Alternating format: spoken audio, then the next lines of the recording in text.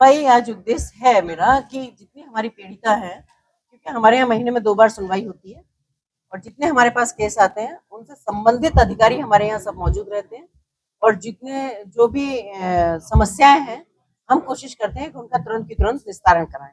जो कोर्ट में केस चल रहे होते हैं उनका तो एक अलग मामला है कि क्योंकि वो कोर्ट पे ही छोड़ दिया जाता है। बाकी जो कोर्ट में नहीं है, जो पुलिस में है, जो पुलिस के द्वारा है या जो भी सेटिस्फाई नहीं है, तो उनकी हम पूरी मदद करते हैं और कोशिश करते हैं कि हम निस्तारण करें। जैसे अगर मैं हाँ, जैसे मैं लास्ट टाइम की बात बताऊँ आपको कि मेरे पास 27 केस आए थे। जो पिछली बार मैंने सुनवाई की थी यहाँ, 27 में से मैंने 19 केसों का निस्तारण हो गया हमारे यहाँ से और बचे 4 केस। 4 केस में से तीन केस बचे हैं, जिसमें से एक केस उन्होंने वापस खुद ही ले लिया और 3 केस दिए, जिसमें 3 केस में कार्रवाई चल रही है। तो मैं समझती हूँ कि ये बहुत अच्छी हमारी पहल है, जिनका इतनी जल्दी इतने केसों का निस्तारण किया। नेचुरली सभी तरह के आते हैं, लेकिन घरेलू हिंसा के बहुत आते हैं और महिलाओं से क्योंकि महिला देश की आधी आबादी है, 12.5 करोड़ की आबादी महिलाओं की है उत्तर प्रदेश में, तो निश्चित रूप से हर फील्ड से जुड़े हुए हैं। पर घरेलू हिंसा से बहुत सारे केस हैं तो यहाँ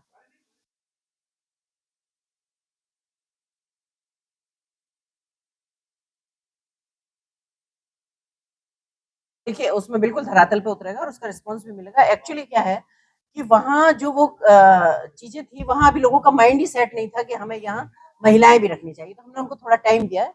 एक तो हमें प्रशासनिक तौर पे थोड़ा टाइम दिया कि उनकी काउंटिंग की जाए, काउंट किया जाए कि कहाँ कितने जिम है या कितने पार्लर है या कितनी चीजें।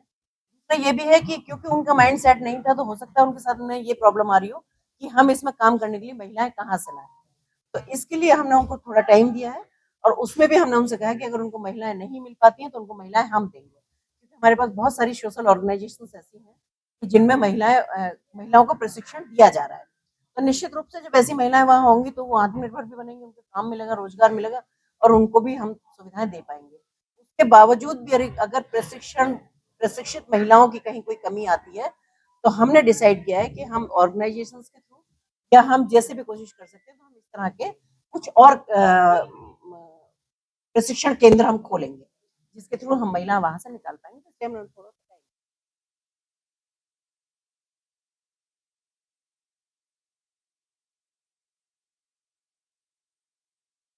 शिकायतें तो है ही और आप ही जैसे लोगों के माध्यम से मुझे बहुत शिकायतें रोज मिलती हैं। ऐसा नहीं है, जिम के बारे में अगर बात की जाए तो आप सबने भी इतना इतना बड़ा छापा है, इतनी बड़ी बड़ी स्टोरियां उस पर लिखी हुई है। ये कोई नई चीज नहीं है और हम सब लोग सामाजिक लोग हैं, प्रैक्टिकली भी अगर देखा जाए तो ये चीजें। दूसरा एक ये भी है कि महिलाओं की सुविधाओं के साथ साथ हम महिलाओं को आत्मनिर्भर बनाने की भी बात कर रहे हैं, महिलाओं को रोजगार देने की बात करें। अगर आप आगरा में बैठे, अगर आगरा की भी बात की जाए, बहुत कम संख्या में बताऊंगी कि अगर यहाँ 100 जिम भी होंगे, अगर 100 में हम दो दो महिलाओं को भी वहां कर देते हैं, तो हम 200 महिलाओं को आत्मनिर्भर बना पाएंगे।